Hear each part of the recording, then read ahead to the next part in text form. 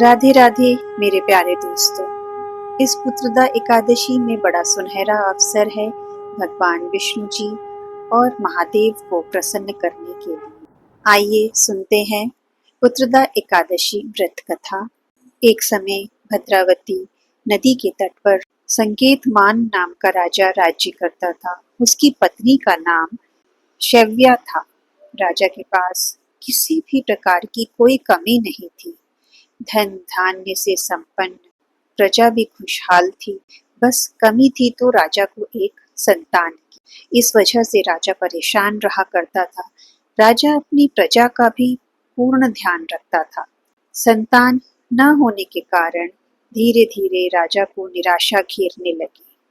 वो आत्मघात के बारे में हमेशा सोचता रहता।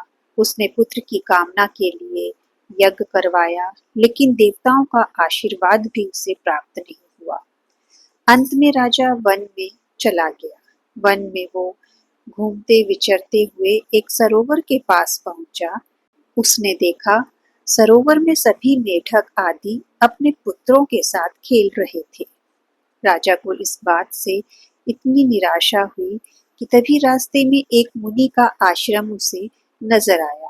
राजा ने घोड़ा रोककर मुनि को प्रणाम किया और अपनी पूरी व्यथा सुनाई। मुनि ने उन्हें पुत्र की कामना के लिए किए जाने वाले व्रत पुत्रदा एकादशी के बारे में बताया। उन्होंने बताया कि राजा इस व्रत को कैसे करे और रात्रि जागरण करे तो निश्चय ही उनके यहाँ संतान प्राप्ति होगी। इसके बाद राजा को एकादशी व्रत के महत्व के बारे में मुनि ने पूरे विस्तार से बताया। राजा ने विधि पूर्वक एकादशी का भी व्रत पूर्ण किया और नियम से व्रत का पारण भी किया। इसके बाद रानी ने कुछ दिनों में ही गर्भ धारण किया और 9 माह के बाद उनके यहाँ एक सुंदर पुत्र का जन्म हुआ। आगे चलकर राजा का पुत्र श्रेष्ठ राजा बना।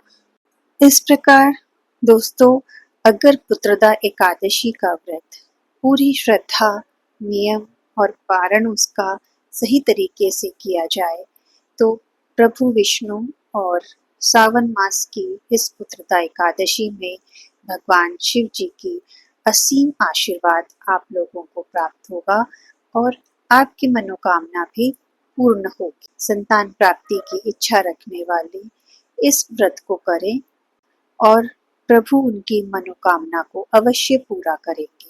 वीडियो जरा सी भी अच्छी लगे तो लाइक अवश्य कीजिए। आपका एक लाइक मुझे आपसे जुड़े रहने के लिए प्रेरित करता है। पुत्रदा एकादशी 5 अगस्त 2025 को मनाई जाएगी। धन्यवाद।